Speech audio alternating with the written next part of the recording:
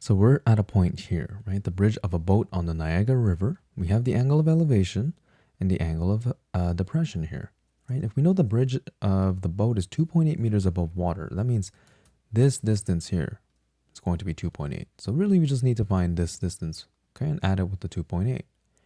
So here, if you want to find this distance, let's call it x, right? What we know, right, is, well, we first have to find this in order to find x. So we'll use this triangle for now. So according to this angle, this is our adjacent, this is our opposite. So let's call this y.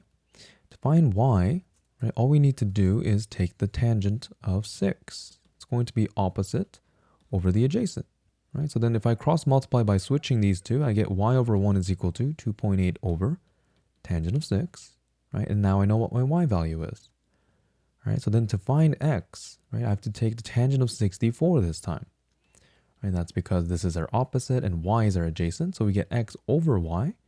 So isolating for x, you just get y times tangent of 64. Okay, so we have our x, right? And the total height is just going to be then x plus 2.8. So what we need to do is plug this y into here and plug this x into here. Okay, and you'll get approximately 57.4 meters.